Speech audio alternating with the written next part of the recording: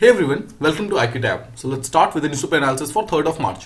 Now, सबसे पहले हम देखते हैं कि आज हमें कौन कौन सा न्यूज़ को डिस्कस करना है. देखिए, first of all will talk about Ukraine. Now Russia Ukraine का प्रॉब्लम चल रहा है. नाउ रशिया और यूक्रेन के प्रॉब्लम के बीच में हमारे कौन कौन से ऐसे वर्ल्ड हेरिटेज साइट्स हैं जो कि यूक्रेन के अंदर प्रेजेंट है. तो पॉइंट इज कौन कौन से ऐसे साइट्स हैं जो कि यूक्रेन के अंदर अच्छे साइट्स हैं, मतलब जो कि बहुत ही इंपॉर्टेंट साइट्स हैं और स्पेशली वर्ल्ड हेरिटेज साइट का जिसको स्टेटस मिला हुआ है. सबसे पहले तो हम इसके बारे में देखेंगे एंड कौन कौन से इंपॉर्टेंट मॉन्यूमेंट्स हैं जो कि यूक्रेन के अंदर प्रेजेंट है, इसके बारे में भी हम एक बार देखेंगे. ठीक है, मतलब वो सारे के सारे मॉन्यूमेंट्स इस बार के लिए काफी ज्यादा न्यूज में होने वाले हैं because they are going to be important, इसलिए हम इस चीज को प्रॉपर्ली चेकआउट करेंगे.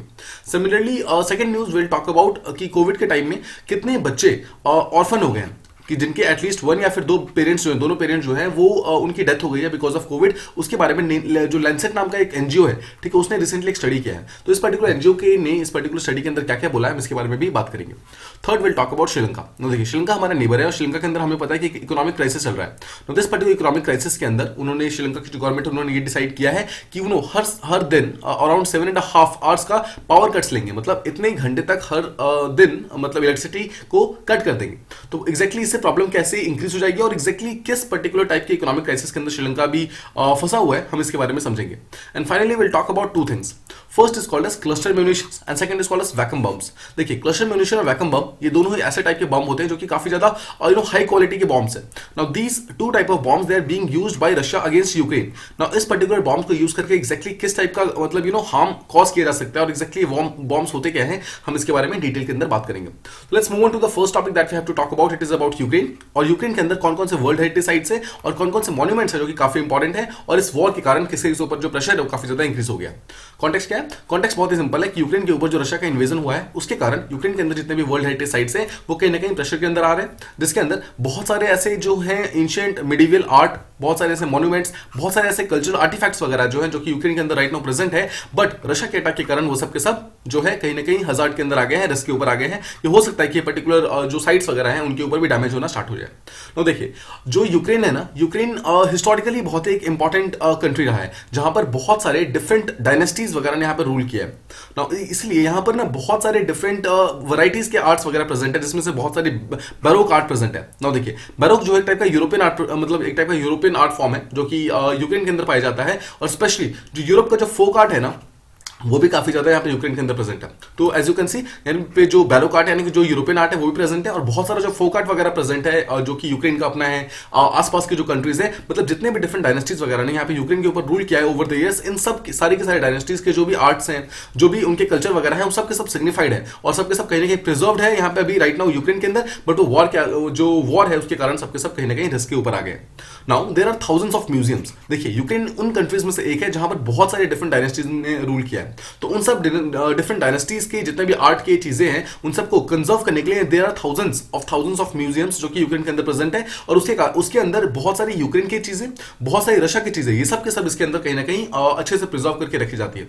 जिसके अंदर देखिए बहुत सारी, पहली बात तो क्लासिकल आर्टिफैक्ट्स है, बहुत सारी पेंटिंग्स वगैरह हैं, बहुत सारे इंपॉर्टेंट पेंटर्स. देखिए, ऑल्दो नाम हमारे लिए इंपॉर्टेंट नहीं है, फ्रांसिस्को गोया है, गियोवानी बेलिनी है, ये सब हमारे लिए नाम इंपॉर्टेंट नहीं है. तो one thing that you must understand is कि यूक्रेन जो है वो कल्चरल साइट की तरह एक बहुत ही इंपॉर्टेंट साइट है. और आपको एक चीज ध्यान रखना है कि वो इतना ज्यादा इंपॉर्टेंट साइट है कि वर्ल्ड हेरिटेज साइट ने ऑलमोस्ट 7 मतलब 7 डिफरेंट साइट्स जो हैं यूक्रेन के अंदर प्रेजेंट है.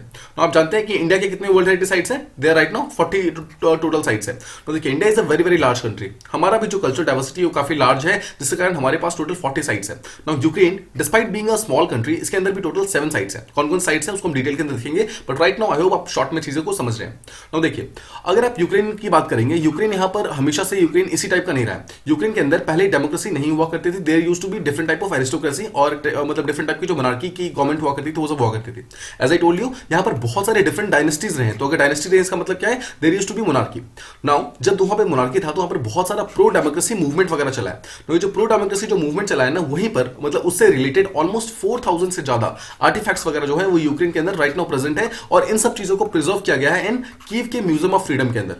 नाउ कीव क्या है? Kyiv is the capital of Ukraine. Now Ukraine का जो कैपिटल दैट इज कीव और कीव क्या मतलब के अंदर है बेसिकली एक म्यूजियम ऑफ फ्रीडम है ना उस पर्टिकुलर म्यूजियम ऑफ फ्रीडम के अंदर वो सारे के सारे प्रो डेमोक्रेसी मूवमेंट के जितने भी टाइप के रेलिक्स वगैरह है उन सबको संभाल के रखे गए।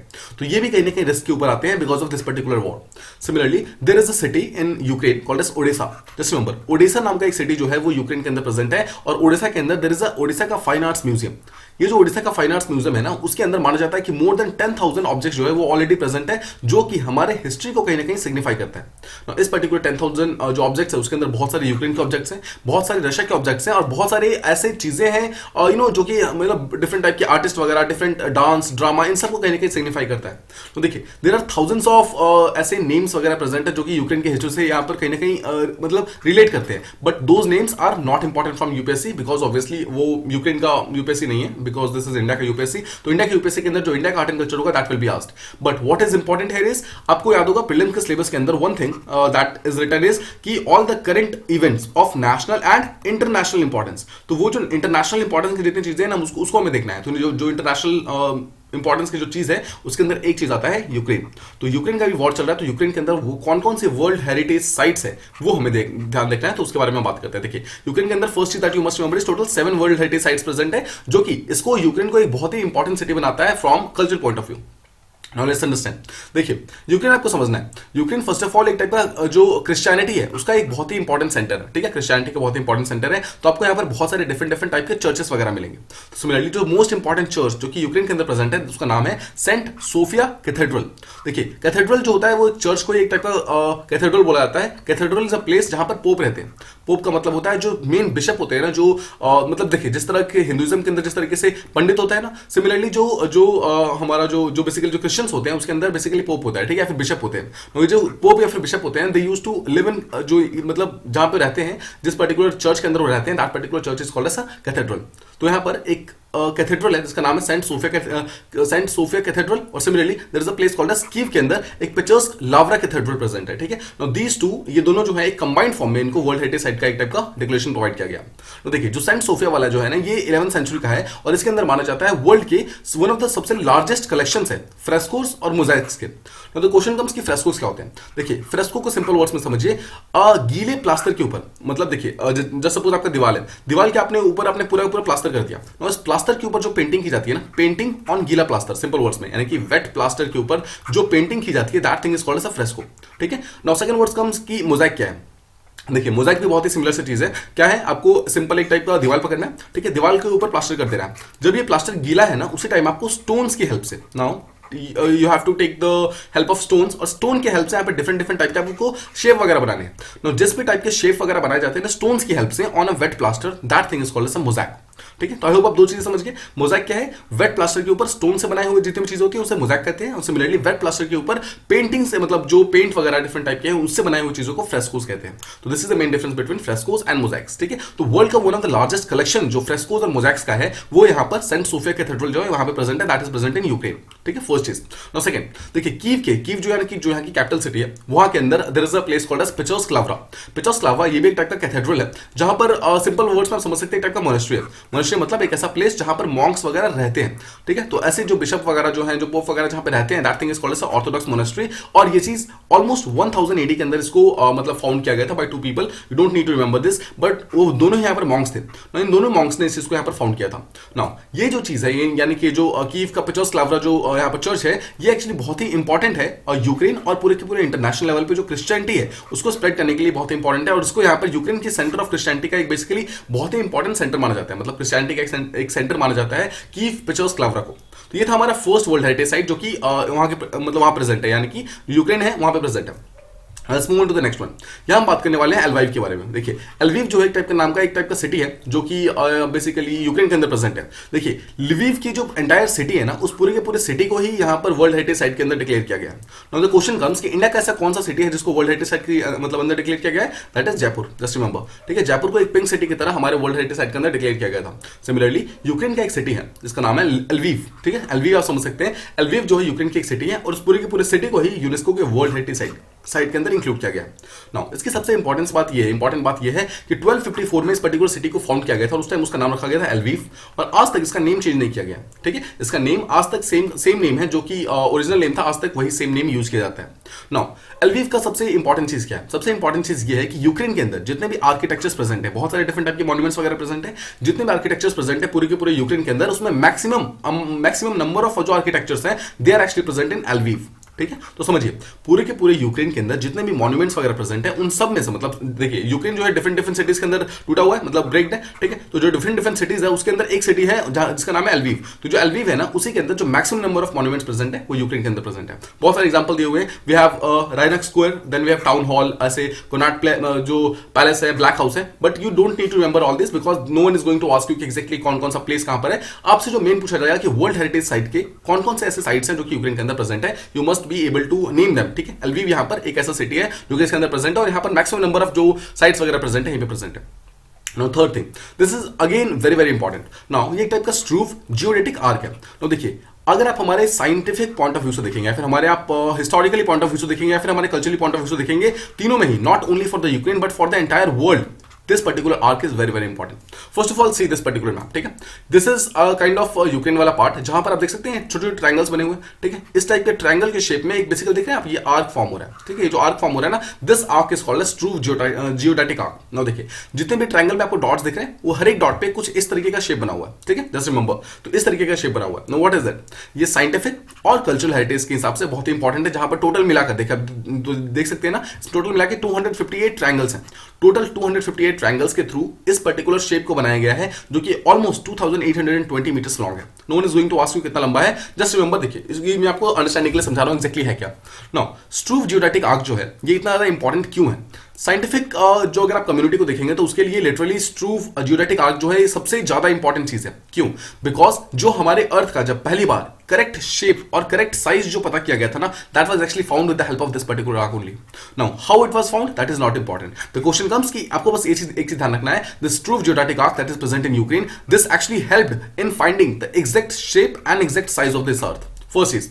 सेकंड चीज, जो न्यूटन हुआ करते थे, ठीक है, न्यूटन आप जानते हैं फिजिक्स के अंदर जो न्यूटन है। नाउ न्यूटन ने जो अपनी थ्योरी प्रोवाइड की थी उसमें से एक थ्योरी उनका था कि अर्थ जो है वो एक टाइप का 3D ओवल है, मतलब 3D ओवल के शेप में है। आप जानते हैं अर्थ का शेप क्या है? अर्थ का shape is not sphere. Just remember, earth का स्पेस जो शेप है it is not sphere. Earth का शेप कुछ इस तरीके से है कि दोनों साइड में तो बिल्कुल ही यहाँ पर मतलब स्फीयर की तरह है, बट जो ऊपर वाला टॉप दोनों पार्ट है वो बल्ज्ड है। ठीक है, बल्ज्ड है। So this is the shape of the earth and इसका एक अलग नाम दिया गया है, the name that is given is geoid.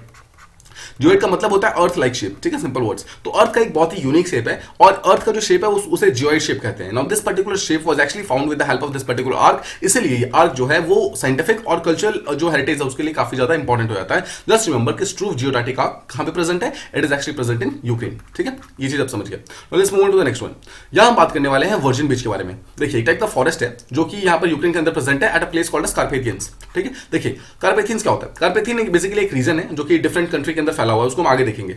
फिलहाल आप समझिए जो फॉरेस्ट है, ये फॉरेस्ट की इंपॉर्टेंस क्या है? ये फॉरेस्ट एक ऐसा फॉरेस्ट है जो कि जो ओरिजिनल हमारा फॉरेस्ट प्रेजेंट था, जब हमारा अर्थ फॉर्म हुआ था। ठीक है, जब हमारा अर्थ फॉर्म हुआ था उस टाइम जो हमारे फॉरेस्ट वगैरह फॉर्म हुए थे वो फॉरेस्ट आज तक प्रिजर्व्ड है in this virgin beach forest. ठीक है, इसलिए इसका नाम वर्जिन बीच फॉरेस्ट रखा गया है बिकॉज इसके अंदर अभी तक कोई भी चेंजेस नहीं हुए। ठीक है, ये माना जाता है कि पूरी तरीके से अनडिस्टर्ब्ड है, अभी तक इतना ज्यादा अनडिस्टर्ब्ड है कि ये एक्चुअली शो करता है कि किस तरीके से हमारा अर्थ जब एक्चुअली फॉर्म हुआ था उस टाइम किस टाइप के फॉरेस्ट वगैरह पाए जाते थे, किस टाइप की ट्रीज वहां पाई जाती थी और कैसे कैसे वो इवॉल्व होकर चेंज हुई है। नाउ इस चीज को समझाने के लिए मैं आपको एक छोटा सा दूसरा एक इलस्ट्रेशन देता हूं। Just try to understand this particular thing. देखिए, हमारा जियोलॉजिकल टाइम स्केल जो है उसके अंदर बहुत सारे डिफरेंट पीरियड्स हैं, बहुत सारे डिफरेंट इपोक्स हैं, बहुत सारे डिफरेंट एराज हैं। Don't need to remember this. The point is, आपको एक चीज समझना है कि जब ह्यूमंस यहाँ पर आने स्टार्ट हुए थे हमारे अर्थ के ऊपर, तो जो पीरियड उस टाइम चल रहा था दैट वाज कॉल्ड एज मतलब that thing is called as Pleistocene epoch. ठीक है, उसे प्लीस्टोसीन कहते हैं। ऑलराइट, सो प्लीस्टोसीन एक टाइप का इपोक था जो कि होलोसीन एरा के अंदर प्रेजेंट है। अभी जो हम राइट नाउ चल रहे हैं वो होलोसीन एरा के अंदर ही चल रहे हैं, और जब ह्यूमंस पहली बार आए थे that they actually came in Pleistocene epoch. ठीक है, समझिए। तो प्लीस्टोसीन के बाद आता है होलोसीन। तो होलोसीन के अंदर जो ह्यूमन है वहां पे इवॉल्व होता है, लेकिन जो ओरिजिनल जो ह्यूमंस आए थे they came in actually Pleistocene. नाउ माना जाता है कि जो ये प्लीस्टोसीन इपोक था that was actually ice age. समझिए, जो प्लेस्टोसीन था वो आइस एज का पार्ट था। आइस एज का मतलब क्या है कि जो हमारा पूरे का पूरा अर्थ था that was very cold. Very cold होने के कारण क्या है, बहुत ही ठंडा था, और ठंडा होने के कारण क्या है, वो हमारे जो हर एक तरफ मतलब हमारा जितने भी पूरे अर्थ का जो क्लाइमेट वगैरह था that was actually very cold, और उसके हिसाब से जितने भी जो हमारे जो फॉरेस्ट वगैरह हुआ करते थे they actually used to be temperate forest, ठीक है, वो टेम्परेट फॉरेस्ट का एक पार्ट हुआ करते थे। नाउ टेम्परेट फॉरेस्ट अगर आप जानते हैं तो वो कोल्ड रीजन के अंदर सबसे अच्छे तरीके से ग्रो करता है। जस्ट रिमेंबर कि टेम्परेट फॉरेस्ट जो कि कोल्ड रीजन के अंदर सबसे अच्छे तरीके से ग्रो करता है that was actually found in जब हमारा अर्थ यहां पर फॉर्म हुआ था, ठीक है, जस्ट रिमेंबर दिस। अब देखिए अर्थ जो हमारा फॉर्म हुआ था उस टाइम जो जो ट्रीज प्रेजेंट थी ना वो सारी की सारी ट्रीज यहां पर जो वर्जिन बीच फॉरेस्ट है जो कि कैपेथियन रीजन के अंदर प्रेजेंट है, जो कि यूक्रेन के अंदर प्रेजेंट है एक्चुअली, वहां पर ये सारी की सारी ट्रीज मिलती हैं। एंड उसके बाद इस ट्री ये जितनी भी ट्रीज थी ये इवॉल्व होकर कैसे नेक्स्ट ट्रीज बनी, उसके बाद इवॉल्व होकर कैसे नेक्स्ट ट्रीज बनी, ये सारे के सारे एग्जांपल्स इस पर्टिकुलर ट्री के अंदर प्रेजेंट है। And the most important thing is they are undisturbed. Undisturbed मतलब इसके अंदर किसी भी टाइप का चेंजेस नहीं हुए हैं, इनको काटा नहीं गया, ठीक है, they have not been cut in मतलब किसी भी तरीके से इनका डिफॉरेस्टेशन वगैरह नहीं हुआ है। द पॉइंट इज कि they have been very nicely preserved, इसके कारण ये बहुत ही इंपॉर्टेंट साइट है एंड दैट इज व्हाई 2007 के अंदर एक्चुअली इसको वर्ल्ड हेरिटेज साइट का डिक्लेरेशन प्रोवाइड किया गया था। आई होप आप समझ गए। तो देखिए कैपेथियन जो है एक्चुअली 3-4 स्टेट्स के 3-4 डिफरेंट कंट्री के अंदर फैला हुआ है, हम इसको थोड़ी देर में देखेंगे, but just remember this particular thing कि ये जो पर्टिकुलर फॉरेस्ट है ना वर्जिन बीच फॉरेस्ट, एक्चुअली 2 कंट्री के अंदर फैला हुआ है, that is Ukraine and Slovakia. अभी थोड़ी देर में मैं आपको यूक्रेन का मैप दिखाऊंगा फिर से, तो यूक्रेन और स्लोवाकिया को मैं आपको फिर से शो करूंगा, ठीक है, वहीं पर। तो आप समझ गए, ये हो गया हमारा वर्जिन बीच के बारे में। Let's move on to the next one. यहां बात करने वाले हैं बुकोनिवियन और डाल्मेशियन जो मेट्रोपॉलिटन सिटीज थी वहां पर उसके रेसिडेंसेस यहां पे फॉर्म हुए थे। देखिए you just need to remember कि जो बुल्गोविनियन है और जो डाल्मेशियन वो कहां प्रेजेंट है, they are present in Ukraine. ये टाइप के बेसिकली पैलेस है।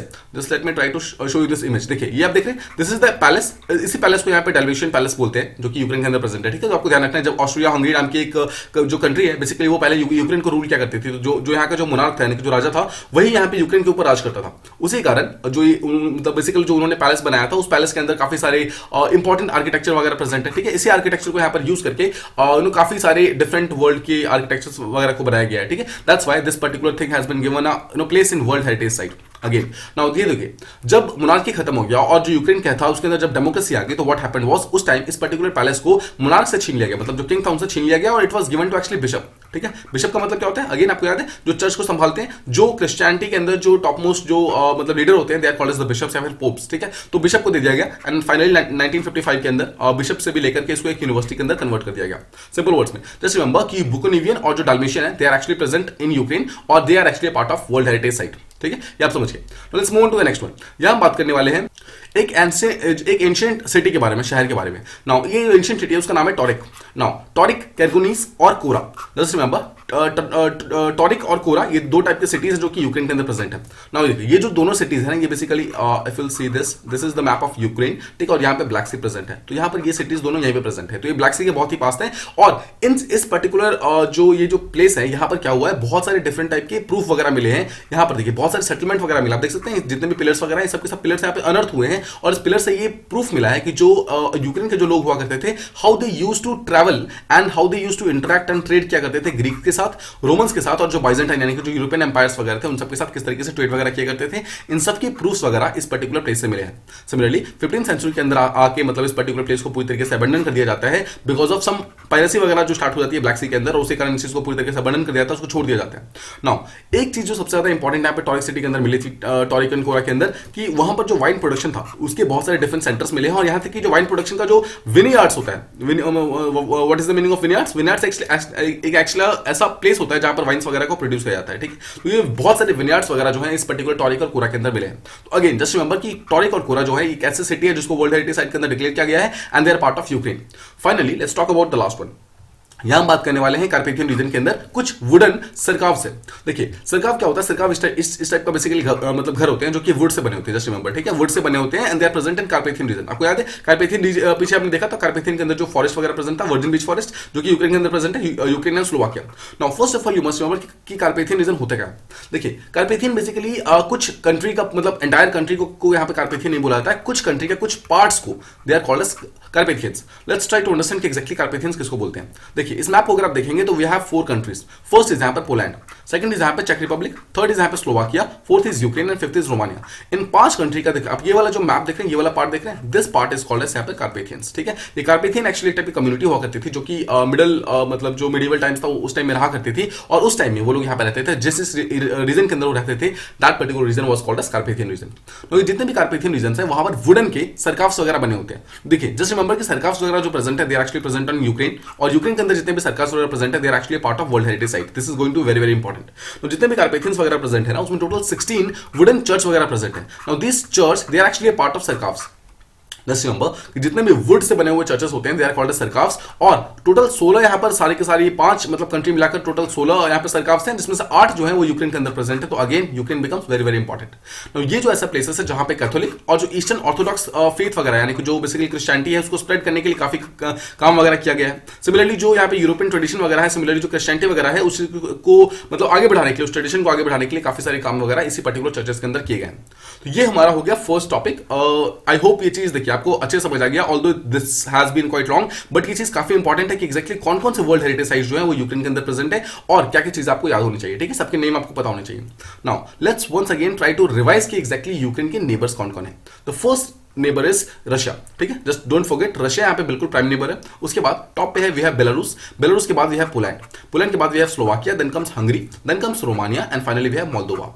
मोल्दोवा का मत भूलिएगा, मोल्दोवा एक ऐसी नेशन है जिसको नॉर्मली मतलब छोड़ दिया जाता है, साइड कर दिया जाता है। मोल्दोवा इज वेरी इंपॉर्टेंट, और यूक्रेन में अगर कोई क्वेश्चन आएगा तो Moldova will definitely be an option. तो आई होप आप समझ गए। अगेन ट्राई टू अंडरस्टैंड कि इस पर्टिकुलर जो इस कैथियन रीजन था इसके अंदर कौन कौन से आते हैं। First of all you have Ukraine, you have Romania, you have Poland, you have चेक Republic and you have Slovakia, 5 countries. And similarly अगर यूक्रेन के नेबर्स को देखेंगे तो we have Russia, we have Belarus, we have Poland, Slovakia, Hungary, Romania and Moldova. These are the 7 countries जो कि यहाँ पर यूक्रेन के नेबर्स है।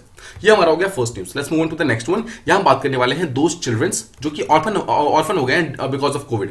देखिए सुप्रीम कोर्ट ने रिसेंटली एक यहाँ पर प्रपोजल दिया है जहां पर ये बोला है कि ऐसे बच्चे जो कि ऑर्फन हो गए हैं बिकॉज ऑफ दिस कोविड या फिर किसी भी पर्टिकुलर कारण से, उन सब का पहली बात तो एक प्रॉपर डेटा निकाला जाए, और उस जितने भी बच्चे ऐसे हैं उन सबके यहाँ पर गवर्नमेंट जो होगी वो यहाँ पर हेल्प करेगी। ठीक है, तो इसके बारे में समझते हैं। तो जो लैंसेट है उस नाम की एक एनजीओ है, ये एनजीओ जो है कि ऐसी स्टडी करती है, और उसने रिसेंटली कुछ रिपोर्ट्स वगैरह निकाले जिसके थ्रू उसने बताने की कोशिश की कि एग्जैक्टली इंडिया के अंदर कितने बच्चे हैं जो कि इस पर्टिकुलर चीज के कारण अफेक्ट हुए हैं। तो लैंसेट एक एनजीओ है, जैसा मैंने आपको बताया, उसने रिसेंटली कुछ रिपोर्ट निकाला जिसके अंदर उसने बताया है कि कितने बच्चे ऑर्फन हुए हैं। तो इस रिपोर्ट के अनुसार more than 19 lakh children, just remember 19 lakh बच्चे ऐसे हैं जो कि डायरेक्टली या इनडायरेक्टली अफेक्ट हुए हैं कोविड के कारण। मतलब कोविड के कारण उनके पेरेंट्स या फिर गार्जियंस की डेथ हो गई है, उसके कारण they have been left stranded, मतलब उनको अकेले बेसिकली वो अकेले छूट गए हैं। अब उनका बेसिकली ख्याल रखने वाला कोई नहीं है।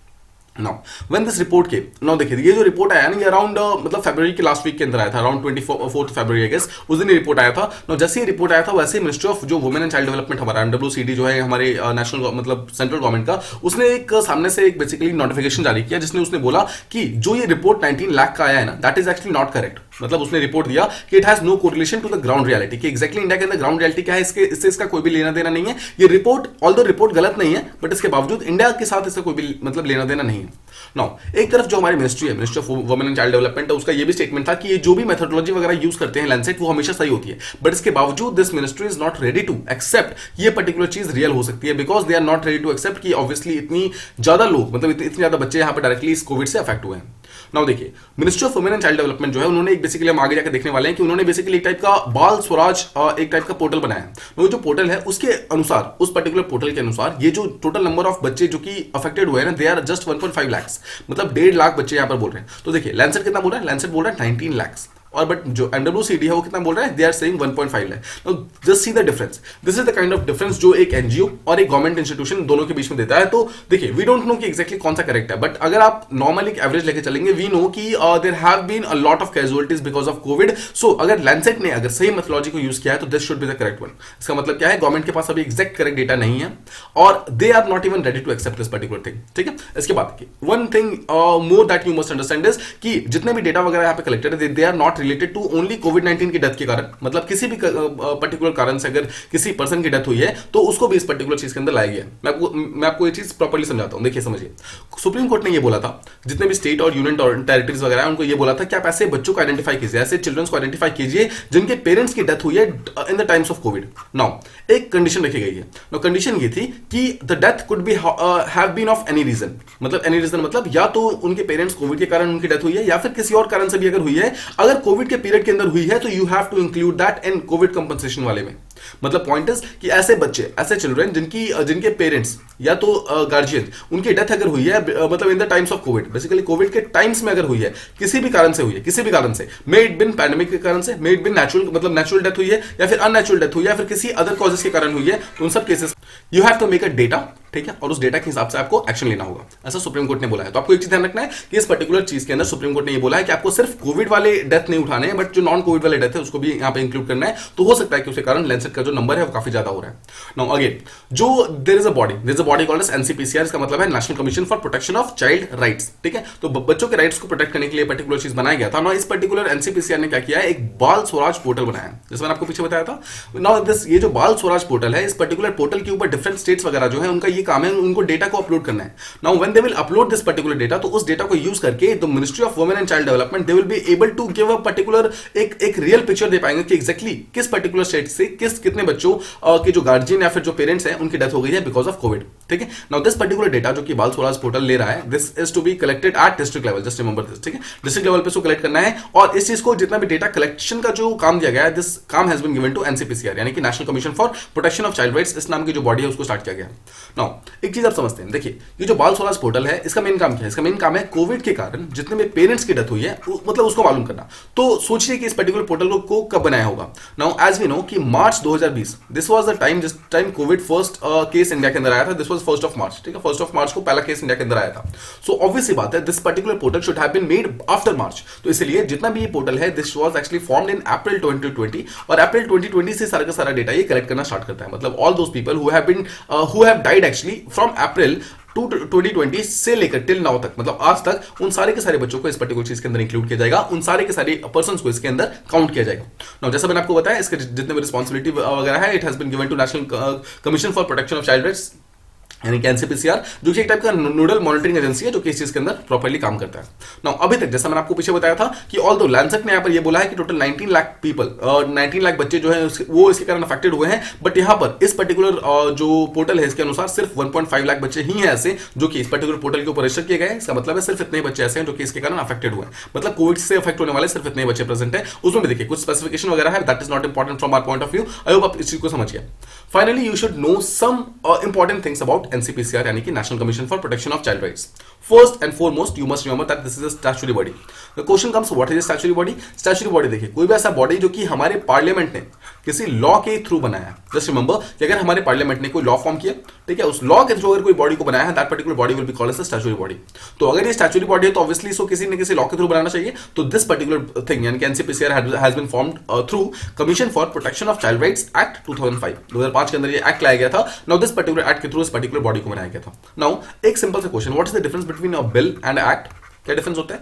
बिल देखिए, बिल जो होता है जब तक एक पर्टिकुलर चीज पास नहीं होता है ना, जब तक वो किसी पर्टिकुलर बिल को पास करने के 3 प्रोसीजर्स होते हैं। First you have to go through Lok Sabha या फिर लोकसभा या राज्यसभा, और फिर सेकंड में आपको जाना होता है सेकंड हाउस से, मतलब अगर पहले लोकसभा था तो सेकंड में आपका राज्यसभा होगा, और पहले अगर राज्यसभा था तो सेकंड में लोकसभा होगा, जो भी होगा। And third you have to go to President, ठीक है। देखिए जब तक ये पर्टिकुलर जो बिल होती है वो लोकसभा राज्यसभा से मतलब फर्स्ट स्टेज को पास करता है, फिर सेकंड स्टेज को पास करता है, और जब थर्ड स्टेज को पास करता है ना तब तक वो उसे बिल कहते हैं, ठीक है। Now once the President signs it, जैसे ही प्रेसिडेंट साइन करता है automatically this becomes a act. Just remember this particular thing, ठीक है। सो बिल और एक्ट के बीच में बस इतना डिफरेंस ये है कि बिल जो होता है वो अंडर प्रोसेस होता है, और वही बिल जब पूरी तरीके से पास हो जाता है, मतलब जब ये बिल पूरी तरीके से एक्सेप्ट हो जाता है, मतलब प्रेसिडेंट के साइन मिल जाते हैं, then that particular bill is called as a act. This is the main difference. Now just remember कि एनसीपीसीआर जो है कौन से मिनिस्ट्री के अंदर काम करता है, ध्यान से देखिए, this is working for child rights. तो अगर बच्चों के राइट्स के लिए काम कर रहा है इसका मतलब क्या है, और जो ministry of Women and Child development, तो चाइल्ड डेवलपमेंट वाला पार्ट देख रहे हैं, दिस चाइल्ड डेवलपमेंट जो है वो चाइल्ड राइट्स के लिए काम करता है, यानी कि एनडब्ल्यूसीडी के अंदर ही काम करता है। तो इस पर्टिकुलर बॉडी को 2007 के अंदर पहली बार बनाया गया था, 2007 से ही एक्चुअली फंक्शनिंग करना स्टार्ट हुआ था, और तब से ये डिफरेंट चीजों के अंदर काम करता है।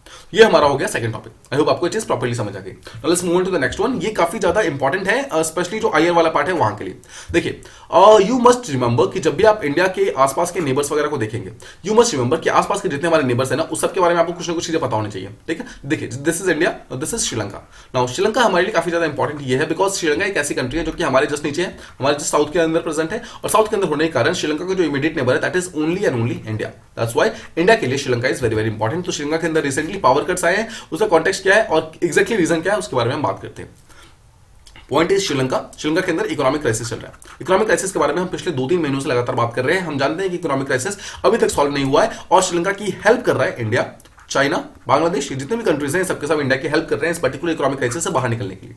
नाउ रिसेंटली जो वहां के जो प्रेसिडेंट है, यानी कि जो गोटाबाया प्रेसिडेंट है, जो कि श्रीलंका के हैं, उन्होंने डिसीजन लिया है कि एवरी सिंगल डे 7.5 आवर्स यानी कि 7.5 घंटों के लिए जो वहां की जो बिजली है उसको काटा जाएगा। तो क्यों काटा जाएगा? बिजली काटने का सिंपल तरीका ये है, देखिए, इलेक्ट्रिसिटी को प्रोड्यूस कैसे किया जाता है? इलेक्ट्रिसिटी को प्रोड्यूस करने के लिए one thing that you need is fuel. ठीक है, अब फ्यूल चाहिए होता है। अगर आपके पास फ्यूल नहीं है ना, तो ऑब्वियसली आप इलेक्ट्रिसिटी को प्रोड्यूस नहीं कर सकते। So that is why fuel की कमी होने के कारण श्रीलंका ने डिसाइड किया कि हर एक दिन 7.5 घंटे का जो बिजली है हम उसको काटेंगे, कट करेंगे, ताकि फ्यूल को बचाया जा सके। सिंपल वर्ड्स में, नाउ दिस पर्टिकुलर 7.5 घंटे जो है, this is the largest power cut पिछले 26 सालों के अंदर जो श्रीलंका के अंदर हुआ है। अगर आप 26 साल पीछे जाएंगे, इसका मतलब क्या, अराउंड 1995 के आसपास में पिछली बार इतना ज्यादा प्रॉब्लम कॉज हुआ था श्रीलंका के अंदर। उससे अलावा कभी भी इतना ज्यादा प्रॉब्लम कॉज नहीं हुआ है। बट जो रिसेंट जो इकोनॉमिक क्राइसिस जो कि श्रीलंका के अंदर चल रही है, इस पर्टिकुलर इकोनॉमिक क्राइसिस के कारण श्रीलंका के अंदर 7.5 घंटे पर डे के हिसाब से बिजली कट रही है, and that is actually not very good. ठीक है, आपको सिंपल वर्ड्स में समझना है। रीजन क्या है? रीजन इज मतलब lack of fuel supply. Simple words में, श्रीलंका के पास यहाँ पे कोई भी फ्यूल्स नहीं है, मतलब बहुत ही कम है, और प्लस उनके पास कोई भी किसी भी टाइप का ऐसा कोई परमानेंट कोई परमानेंट सोर्स नहीं है जहां से लोग फ्यूल खरीद सके। सेकंड चीज, देखिए, सबसे बड़ी प्रॉब्लम यहाँ पर क्या हुआ है? एक तो उनके पास ऑलरेडी फ्यूल नहीं है। फ्यूल नहीं है क्यों? बिकॉज उनके पास ज्यादा पे पैसा नहीं है। पैसा नहीं होने के कारण उनके पास फ्यूल नहीं है। और एक प्रॉब्लम जो आ गई है वो ये है कि अब हम जानते हैं कि ग्लोबल लेवल पे जो ऑयल के प्राइसेस हैं वो again it has started to increase. Reasons क्या है? फर्स्ट इज जो organisation of Economic and Cooperation Development है, ओईसीडी, जो कि फ्यूल्स वगैरह को, मतलब जो ऑयल वगैरह प्रोड्यूस करती है, उस ओईसीडी ने अपना जो प्रोडक्शन है उसको रिड्यूस कर दिया। Similarly we have OPEC countries, जो organisation of petroleum and economic जो कंट्रीज वगैरह हैं, उन्होंने भी अपना प्रोडक्शन को रिड्यूस कर दिया है। And similarly we have most important Russia ने भी अपना प्रोडक्शन को कम कर दिया because of war and all. तो इन तीनों के कारण क्या है? ग्लोबल लेवल पे जो सप्लाई कम हो गई। सप्लाई कम होने के कारण जो प्राइसेस है ऑयल के वो इंक्रीज हो गए। तो this has added to the crisis of Sri Lanka. Sri Lanka के पास ऑलरेडी यहाँ पर पैसे नहीं थे। पैसे ना होने के कारण यहाँ पर ऑलरेडी वो फ्यूल खरीद नहीं पा रहे थे। अब फ्यूल ना होने के कारण वो ऑलरेडी, देखिए, फ्यूल नहीं होने के कारण वो ऑलरेडी प्रॉब्लम में थे। अब यहाँ पर क्या है? फ्यूल का प्राइसेस भी यहाँ पर इंक्रीज होने स्टार्ट हो गए। उसके कारण जो उनका इन्फ्लेशन का रेट है वो और ज्यादा इंक्रीज हो गया। नाउ क्या टाइमिंग है ये उनके मतलब बिजली कटने की? That is not important. बस आपको ध्यान रखना है कि ऑलमोस्ट 7.5 घंटे की बिजली उनकी हर दिन कट रही है।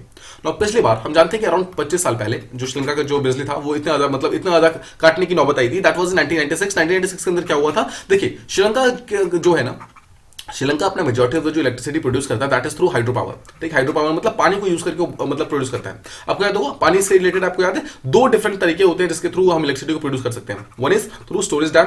ठीक है, स्टोरेज डैम क्या होता है? ऊपर से पानी को फेंका जाता है, जो टरबाइन होता है, और उसके थ्रू टरबाइन घूमते हुए इलेक्ट्रिसिटी प्रोड्यूस होता है। सेकंड क्या था? सेकंड का नाम यहाँ पर जो नाम होता है that is run of the river project. Run of the river आपको याद है? उसमें क्या होता है? जो रिवर का नेचुरल फ्लो होता है उसी पर्टिकुलर फ्लो के ऊपर एक टरबाइन लगाया जाता है। उस पर्टिकुलर टरबाइन जब वो नेचुरल फ्लो के कारण घूमता है, उसके कारण यहाँ पे इलेक्ट्रिसिटी प्रोड्यूस होती है। दिस जो रन द रिवर होता है वो काफी ज्यादा इजी होता है। नाउ श्रीलंका के अंदर जो मेजॉरिटी ऑफ द जो मतलब हाइड्रो पावर प्रोजेक्ट्स हैं वो रन ऑफ द रिवर पे प्रेजेंट है, मतलब है। और उसके कारण देखिए हुआ क्या था 1996 के अंदर, उनके पास किसी भी टाइप का स्टोरेज रिजर्वॉयर्स वगैरह प्रेजेंट नहीं है। मतलब उन्होंने पानी को स्टोर नहीं किया हुआ है बिकॉज ऑब्वियसली उनके पास उतना ज्यादा वो नहीं था उस टाइम में। ठीक है, उनके पास उतना मतलब जो फाइनेंशियल स्टेबिलिटी वगैरह सब उतना नहीं था। देखिए, पॉइंट इज कि जैसे ही यहाँ पर क्या हुआ, ड्रॉट आ गया 1995 के आसपास ड्रॉट आता है, उसके कारण जितने भी रिजर्वॉयर्स वगैरह थे वो यहाँ पे रिड्यूस हो गए, रिजर्वॉयर्स ड्राई हो गए। उसके कारण क्या हुआ? जो नेचुरल फ्लो ऑफ जो वाटर था ना रिवर के अंदर वो बहुत ज्यादा स्लो हो गया। और स्लो होने के कारण क्या होता है? अगर देखिए रिवर आपका स्लो हो जाएगा ना, तो क्या होगा? टरबाइन को घुमा नहीं पाएगा। टरबाइन को अगर घुमा नहीं पाएगा तो ऑब्वियसली टरबाइन घूमेगी नहीं तो इलेक्ट्रिसिटी प्रोड्यूस नहीं हो पाएगा। And that is the reason क्यों रिजर्वॉयर के ड्राई होने के कारण जो जितना भी हाइड्रो पावर था वो पूरी तरीके से यहाँ पर उसने इलेक्ट्रिसिटी को प्रोड्यूस करना बंद कर दिया। एंड दैट इज व्हाई 1996 के अंदर श्रीलंका को एक सिमिलर स्टेप लेना पड़ा था, जहां पर उनको ऑलमोस्ट 7.5 घंटे इलेक्ट्रिसिटी को काटना पड़ा। नाउ रिसेंटली जो वहां के प्रेसिडेंट है, श्रीलंका के प्रेसिडेंट है गोटाबाया राजापाक्से, उन्होंने रिसेंटली ये बोला है जो श्रीलंका के जो सेंट्रल बैंक है और जो वहां के जो जितने भी ट्रेजरी वगैरह प्रेसिडेंट है उन सबको ये बोला है कि आपको कुछ करके मतलब पैसे वगैरह का इंतजाम करना है ताकि हम फ्यूल को इंपोर्ट कर सके। फ्यूल को इंपोर्ट करके जो इमीडिएट क्राइसिस यहाँ पर जो इमर्ज हो रहा है श्रीलंका के अंदर, उस पर्टिकुलर क्राइसिस को यहाँ पर अवॉइड करना होगा, रोकना होगा। ठीक है। सिमिलरली जितने भी पब्लिक ऑफिसेस है, जितने गवर्नमेंट बिल्डिंग्स वगैरह जो श्रीलंका के अंदर प्रेजेंट है, उसको ये बोला गया है that you please don't use ACs and all. जितने एसीज कूलर्स वगैरह हैं उसको कुछ दिनों के लिए आप यूज ना करो, ताकि हम एनर्जी को यहाँ पर कंजर्व कर सके, एनर्जी को बचा सके, और फिर हमारे लिए जो भी प्रायोरिटी वाली चीज है उन सब चीजों के अंदर हम उस पर्टिकुलर एनर्जी को यूज कर सके। सिमिलरली जितने भी पब्लिक बसेस वगैरह जो कि गवर्नमेंट बसेस वगैरह जो प्रेजेंट है, जो कि राइट नाउ श्रीलंका के अंदर जो दौड़ रही है, उनको भी यहाँ पर रोक दिया गया है। देखिए एक तरफ तो कोविड ऑलरेडी है, कोविड के कारण ऑलरेडी काफी ज्यादा ट्रांसपोर्टेशन रिड्यूस हो रखा है, बट इसके अलावा जितने भी पब्लिक बसेस वगैरह उसको भी रोक दिया गया है। यहाँ पर बोला गया है कि अगर बसेस रुक जाएंगे तो कहीं ना कहीं जो फ्यूल वगैरह है, जो नेशनल फ्यूल है, वो उसका यूसेज रिड्यूस हो जाएगा, और जैसे ही फ्यूल का यूसेज रिड्यूस होगा ऑटोमेटिकली जो इन्फ्लेशन है वो ऑटोमेटिकली धीरे धीरे कम हो जाएगी और वापस शायद ऑन ट्रैक आ जाएगा। अब देखिए एक चीज और समझिए, ये सब तो एक चीज है श्रीलंका के अंदर। इसके अलावा फिर से यहाँ पे ड्रॉट आना शुरू हो गया। श्रीलंका के अंदर जो रेनफॉल है, दैट पर्टिकुलर जो लास्ट रेनफॉल हुआ था वो काफी ज्यादा रिड्यूस हुआ था। उसके कारण जो हाइड्रो इलेक्ट्रिक डैम्स वगैरह अभी भी जो प्रेजेंट है ना, वो लोग प्रॉपर्ली इलेक्ट्रिसिटी को प्रोड्यूस नहीं कर पा रहे हैं, और नहीं करने के कारण देखिए एक तरफ तो उनके पास जो हाइड्रो इलेक्ट्रिक डैम है, जो run of the river project है, उनके अंदर प्रेशर नहीं है, प्रेशर होने के कारण यहाँ पे जो इलेक्ट्रिसिटी वगैरह है वो प्रोड्यूस नहीं कर पा रहे हैं। सिमिलरली उनके पास फ्यूल नहीं है, फ्यूल नहीं होने के कारण वो लोग मतलब मैनुअली भी उस पर्टिकुलर जो टर्बाइन वगैरह उसको घुमा नहीं पा रहे हैं। उसके कारण दोनों ही रीजन के कारण यहाँ पे इलेक्ट्रिसिटी वगैरह जो है प्रोड्यूस नहीं हो पा रहा है। This is the main reason कि क्यों एक्जैक्टली इतना ज्यादा इकोनॉमिक क्राइसिस श्रीलंका के अंदर आया हुआ है। नाउ एक चीज आपको समझना है, पिछले कुछ सालों से जो हमारा श्रीलंका यानी कि जो आइलैंड नेशन है, वो काफी ज्यादा इकोनॉमिक क्राइसिस के अंदर झेल रहा है। ऐसा नहीं है कि श्रीलंका का जो इकोनॉमिक क्राइसिस वो पिछले कुछ दिनों के अंदर आया है। The problem has been going on since 2017, आप कह सकते हो 2017-2018 से ही प्रॉब्लम ये काफी ज्यादा इमर्ज हो रखी है, और तब से ही काफी ज्यादा न्यूज के अंदर है। नाउ उसकी इस पर्टिकुलर प्रॉब्लम को सॉल्व करने के लिए जो गोटाबाया थे, यानी कि जो गोटाबाया राजपक्षे सर हैं, जो कि श्रीलंका के जो प्रेसिडेंट है राइट नाउ, वो जब वहां पर पावर में आते हैं 2019 के अंदर, तो व्हाट ही डिसाइडेड वाज, उन्होंने जो वैट वगैरह होता है ना, जो वैल्यू एडेड टैक्सेस होते हैं, जो कि श्रीलंका की जो गवर्नमेंट मतलब जो लेती है बेसिकली, उस वैट को बहुत ज्यादा रिड्यूस कर दिया। नाउ वैट को रिड्यूस करने का बेसिकली मेन मकसद उनका ये था कि जो मार्केट है, मार्केट के अंदर पैसा रहे, लोगों के हाथों में पैसा रहे, ताकि लोग जो है उस पैसे को यूज करें। बट इससे घाटा ये हो गया, घाटा होने के कारण क्या हुआ, मतलब घाटा ये हुआ कि जितने भी इंडस्ट्रीज वगैरह थे, जिसको इससे पहले सब्सिडीज वगैरह मिलती थी गवर्नमेंट से, वो सब्सिडीज मिलनी बंद हो गई, बिकॉज ऑब्वियसली वैट उनका रिड्यूस हो गया। तो सब्सिडीज मिलने के मतलब कम होने के कारण क्या हुआ, जो कंट्री की इकोनॉमी थी ना, वो पूरी तरीके से डिक्रीज हो गई, उनका प्रोडक्शन बंद हो गया। प्रोडक्शन रिड्यूस होने के कारण उनका जो भी चीजें उनका यहाँ पे मैन्युफैक्चर होती थी वो रिड्यूस हो गया, सर्विस सेक्टर उनका रिड्यूस हो गया, और सबसे ज्यादा जो प्रॉब्लम हुई थी that was to tourism sector. देखिए just remember one thing, Sri Lanka में एक चीज जानते हैं, श्रीलंका का जो सबसे स्ट्रॉन्गेस्ट जो रीजन है ना, दैट इज टूरिज्म। टूरिज्म सबसे इंपॉर्टेंट चीज है, जो कि श्रीलंका को एक्चुअली श्रीलंका की इकोनॉमी को अगर कोई रन करता है, दैट इज उसका टूरिज्म का सेक्टर। बट कोविड के कारण पहली बात तो, और कोविड के अलावा जो वैट कम होने के कारण जो भी इंपैक्ट पड़ते हैं उसके कारण भी, दोनों ही रीजन के कारण जो टूरिज्म सेक्टर था श्रीलंका का, वो पूरी तरीके से बंद हो गया। बंद होने के कारण मतलब इन दोनों ही रीजन के कारण टूरिज्म सेक्टर बंद हुआ, और उसके कारण जो इसका इकोनॉमी था दैट वाज लार्जली हिट, और हिट होने के कारण प्रॉब्लम बढ़ गई। एंड देन केम कोविड 2020 के अंदर, कोविड आता है, कोविड के कारण तो टूरिज्म जो बचा खुचा था वो भी पूरी तरीके से खत्म हो गया। नाउ एक चीज समझिए, 2022 आते आते मतलब जो हम पिछले अगर महीने की बात करें, जनवरी 2022 की बात करें, तो 2022 आते आते जो श्रीलंका का जो फॉरेन रिजर्व था, मतलब जितना पैसा उनके रिजर्व वगैरह में पड़ा हुआ था, दैट फेल बाय ऑलमोस्ट 25%। मतलब जितना भी पैसा था वो 25% रिड्यूस होकर सिर्फ $2 बिलियन यहां पर उसके मतलब फॉरेन रिजर्व के अंदर आ गया। Just try to understand this particular thing. Foreign reserve जो होता है वो आपका लास्ट पैसा होता है, बिल्कुल लास्ट पैसा। मतलब अगर ये पैसा खत्म हो गया ना, तो आपके पास एक पैसा भी नहीं बचेगा। This is the last kind of पैसा जो कि फॉरेन रिजर्व होता है। नाउ श्रीलंका के पास 2022 के जनवरी के एंड में सिर्फ $2 बिलियन बचे हुए थे। नाउ $2 बिलियन के अंदर अगर आप टोटल मिला के चले तो श्रीलंका की पॉपुलेशन अराउंड 1 करोड़ के आसपास में है, ठीक है। So what they told was कि उनके पास जो टोटल राशन का सप्लाई वगैरह बचा हुआ है that was only for 13 to 15 days. मतलब अगर उनके पास सारा पैसा खत्म हो भी गया ना, तो सिर्फ वो 13 से 15 दिनों तक ही अपनी जनता को खाना खिला सकते हैं, मतलब बाहर से इंपोर्ट कर सकते हैं, पैसे वगैरह ला सकते हैं। इसके अलावा the 16th day they won't have any kind of food, they won't have any kind of paisa, they won't have any kind of sector, कुछ भी नहीं रहेगा इनके पास, पैसा खत्म हो जाएगा। मतलब this is the kind of importance of forex. और फॉरेक्स इतना कम होने के कारण, फॉरेन रिजर्व इतना ज्यादा कम होने के कारण श्रीलंका यहाँ पे लिटरली प्रॉब्लम में आ गई थी। सो व्हाट श्रीलंका मतलब डिड वाज, जनवरी के अंदर Sri Lanka reached out to India, ठीक है। उसके बाद it reached out to China and it actually even reached out to Bangladesh. So India, China और बांग्लादेश तीनों ने साथ में मिलके, एंड देखिए द गुड थिंग वाज कि इंडिया, चाइना, बांग्लादेश तीनों में से किसी ने भी इस चीज को ना नहीं बोला, and all three countries they supported यहाँ पर जो श्रीलंका वाला पार्ट है, श्रीलंका को सपोर्ट किया और उसको वापस ऑन ट्रैक लाने में हेल्प किया। ऑल्दो श्रीलंका पूरी तरीके से वापस ऑन ट्रैक नहीं आया, बट एटलीस्ट जो प्रॉब्लम उसकी जनवरी के आसपास थी वो प्रॉब्लम धीरे धीरे सॉल्व हो रही है और वापस ऑन ट्रैक आने की कोशिश कर रही है। now देखिए ऑल्दो श्रीलंका जो है, देखिए हम जानते हैं कि श्रीलंका काफी ज्यादा डिफिकल्ट पोजीशन के अंदर चल रहा है। उसका सबसे बड़ा रीजन क्या है, उसका डेट है। डेट का मतलब क्या होता है, उधार, सिंपल वर्ड्स में, ठीक है। उधार को अगर आप समझेंगे, श्रीलंका का जो उधार है right now it is more than $7 billion, मतलब $7 बिलियन से ज्यादा का जो लोन है वो श्रीलंका ने ले रखा है डिफरेंट इंटरनेशनल कम्युनिटीज के द्वारा। एंड उसका जो मैच्योरिटी पीरियड है, यानी कि जो लोन उसको वापस करने का टाइम है, दैट इज 2022, यानी कि द करंट फाइनेंशियल ईयर 2022 जैसे खत्म हो गया, यानी कि दिसंबर 2022 जो आएगा उस टाइम उसको सारे के सारे पैसे वापस करने होंगे वहां पर, ठीक है। अगर वो पैसे वापस नहीं करेगा तो उसके ऊपर जो इंटरेस्ट वगैरह है वो इंक्रीज होना स्टार्ट हो जाएगी। नाउ इसी चीज के कारण मतलब श्रीलंका ने इस चीज से बचने के लिए, इसको अवॉइड करने के लिए, अवॉइड करने के लिए पैसों का यानी कि फाइनेंशियल का मतलब फाइनेंसियर्स को लेने का डिफरेंट डिफरेंट सोर्सेज ढूंढ रहे हैं। सोर्सेज के रूप में उसको 3 कंट्रीज मिलती है। First was India, second was Bangladesh and third was China.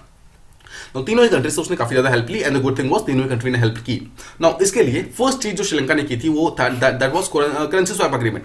Currency swap agreement simple words में अगर आप समझेंगे तो श्रीलंका को जब भी पैसों की जरूरत होगी तो वो तीनों में से किसी से भी पैसे मांग सकते हैं। ऑब्वियसली एक टाइप का डिफाइंड मनी है, मतलब श्रीलंका ने पहले बोला, मतलब इंडिया ने बोला हुआ है कि हम आपको इतना पैसा देंगे, ठीक है। देखिए इंडिया के हिसाब से टोटल $400 मिलियन इतना पैसा इंडिया मतलब इंडिया से कभी भी श्रीलंका मांग सकता है। सिमिलरली बांग्लादेश ने कुछ पैसों का यहाँ पर वादा किया हुआ है, चाइना ने रिसेंटली $500 मिलियन का इसने मतलब वादा किया हुआ है। तो इतना पैसा श्रीलंका के पास हमेशा स्टॉक के पीछे रहेगा, मतलब स्टॉक के अंदर है, वो कभी भी किसी भी कंट्री से मांग सकते हैं और लोन वगैरह को वापस कर सकते हैं।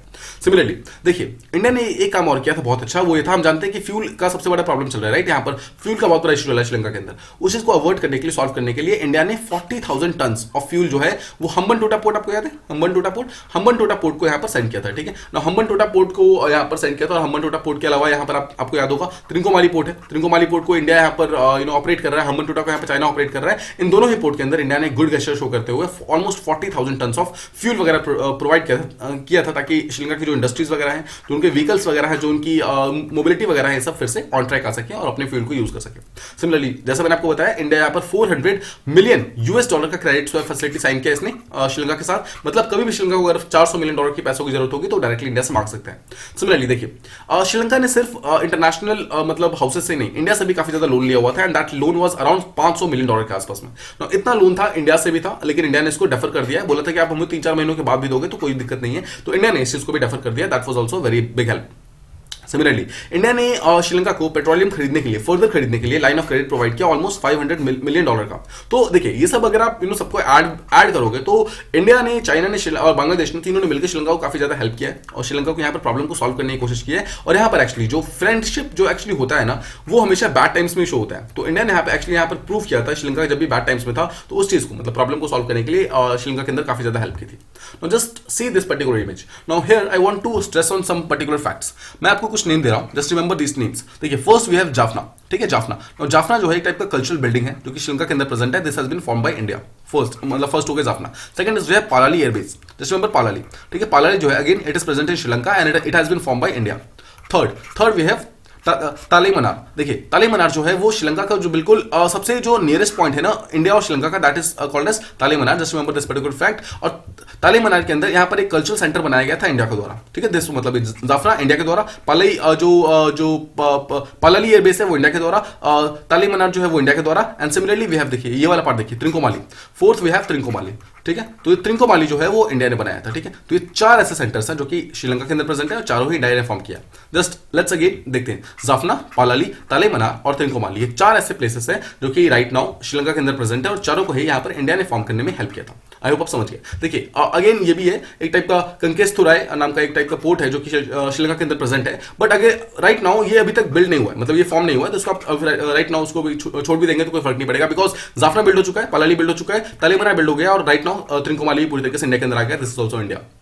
इसके अलावा वी हैव सम जो कि श्रीलंका के अंदर भी आते हैं। वी हैव ओमनथाई, ठीक है। ओमनथाई फिर यहाँ पर देखिए मटाला जो एयरपोर्ट है वो यहाँ पर चाइना के पास जा चुका है। हम्बनटोटा पोर्ट यहाँ पर चाइना ऑपरेट कर रहा है राइट नाउ। कैंडी जो है उसको चाइना ऑपरेट कर रहा है। पॉइंट इज चाइना वालों को हमें याद नहीं करना है, हमें सिर्फ ये 4 याद करने हैं। चारों श्रीलंका के ऐसे पोर्ट्स है जो कि राइट नाउ इंडिया ऑपरेट कर रहा है इन चारों को, ठीक है। आई होप आपको ये चीज प्रॉपर्ली समझ आ गई। ये था हमारा श्रीलंका वाला part. Now let's move on to the last news जो हमें बात करनी है and this is going to very very important. ये रशिया और यूक्रेन का जो वॉर चल रहा है इस पर्टिकुलर चीज से रिलेटेड है, जहां पर क्लस्टर म्यूनिशंस क्या होते हैं और वैक्यूम बम्स क्या होते हैं, इसके बारे में हम समझेंगे। देखिए this is going to be a very informative और साथ में वेरी इंटरेस्टिंग, बिकॉज आप यहाँ पर कुछ नई चीजें सीख सकते हैं, ठीक है। One thing that you must remember is कि रशिया ने, मतलब माना जा रहा है कि रशिया ने यहाँ पे रिसेंटली यूक्रेन के ऊपर कुछ बॉम्ब्स को अटैक किया। Now these bombs are not conventional bombs, they are इधर क्लस्टर म्यूनिशंस या फिर they are vacuum bombs. Now exactly क्या होते हैं इन दोनों, हम दोनों को समझने की कोशिश करते हैं। देखिए समझिए, यहाँ पर अगर आप फर्स्ट चीज देखेंगे तो रिसेंटली एक टाइप का ह्यूमन राइट्स का ग्रुप है जिसका नाम है एमनेस्टी इंटरनेशनल, और जो यूक्रेन के जो एम्बेसडर जो यूएसए के अंदर प्रेजेंट है उन दोनों ने रशिया को अक्यूज किया है कि ये लोग जो है ये वैक्यूम बॉम्ब्स को यूज कर रहे हैं, मतलब रशिया वाले जो है वैक्यूम बॉम्ब्स को यूज कर रहे हैं और सिमिलरली वो लोग क्लस्टर बॉम्ब्स को यूज कर रहे हैं राइट नाउ रशिया और यूक्रेन के वॉर के अंदर, ठीक है। फर्स्ट चीज। नाउ अब हम समझते हैं कि एग्जैक्टली ये दोनों चीजें हैं क्या। देखिए क्लस्टर म्यूनिशंस क्या होता है, 2008 के अंदर बेसिकली एक कन्वेंशन हुआ था, उसके अंदर एक डेफिनेशन दी गई थी कि क्लस्टर म्यूनिशन क्या होता है। इस डेफिनेशन के तहत ये बोला गया था कि कोई भी ऐसा म्यूनिशन, कोई भी ऐसा एम्यूनिशन, सिंपल वर्ड्स में कोई भी ऐसा कन्वेंशनल एम्यूनिशन जैसे कि बॉम्ब वगैरह हो गए, ग्रेनेड्स वगैरह हो गए, वो सब ऐसे बॉम्ब्स जो कि एक साथ में बहुत सारे छोड़े जा रहे हैं, मतलब एक साथ में 20 kg वाले से, मतलब 20 kg से कम। देखिए ये स्पेसिफिकेशन भूल जाइए, बस आपको ध्यान रखना है बहुत सारे बॉम्ब अगर एक पर्टिकुलर डब्बे के अंदर बंद करके एक जगह पर फेंके जा रहे हैं और रास्ते में डब्बा खुल जाए और ये सारे के सारे बॉम्ब्स अलग अलग जगहों पर गिर जाए, that thing is called as a cluster bombing. ठीक है, आगे नाम से समझिए।